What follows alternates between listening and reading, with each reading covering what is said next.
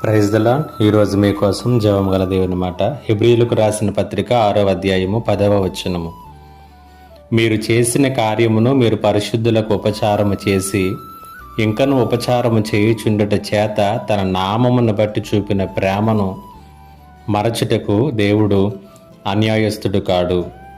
ఈ వచనంలో దేవుడు అన్యాయస్తుడు కాడు అనేటువంటి మాటను మనము నిశ్చితంగా పరిశీలన చేసినట్లయితే మనకు ఎంతో ధైర్యము, మనోనిబ్బరము, మక్కువనటువంటి విశ్వాసము అనేటువంటివి రెట్టింపు అవుతాయి.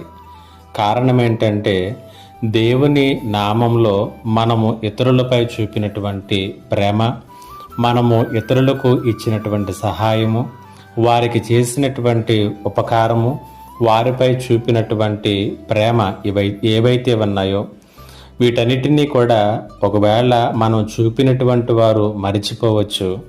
ఒకవేళ మనం ఉపకారం చేసినటువంటి వారికి గుర్తు లేకపోవచ్చు. కానీ దేవుడు అంటున్నాడు, నా నామములో మీరు చూపినటువంటి ప్రేమ, మీరు చేసినటువంటి ఉపచారము, మీరు చేసినటువంటి ఉపకారమును మరిచిపోవటానికి నేను అన్యాయస్తుడిని కాదు అని సెలవిస్తూ ఉన్నాడు. అపోస్తుల కార్యముల గ్రంథంలో కొర్నేలి అనేటువంటి ఒక శతాధిపతి కనిపిస్తాడు.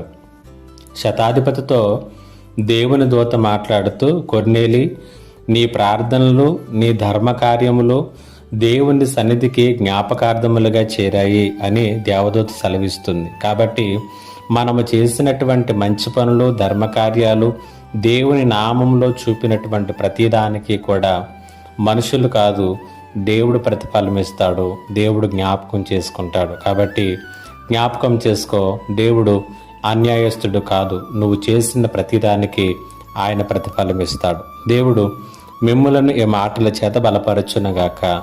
ఆమేన్. మా దేవా, నీకు వందనాలు, స్తుతులు, స్తోత్రాలు. ఎవరైతే నీ నామంలో అనేకుల మీద ప్రేమ చూపించి ఉపకారం చేసి ఈరోజు వారెవరూ కూడా పట్టించుకోవటం లేదనుకుంటున్నారు, నీవు అన్యాయస్తుడు కాదు అని, ప్రతిఫలము నేనిస్తానని ధైర్యపరుస్తున్నావు. ఈ మాటల చేత వారిని బలపరచమని యేసు నామములో అడిగి వేడుకొనుచున్నాను తండ్రి.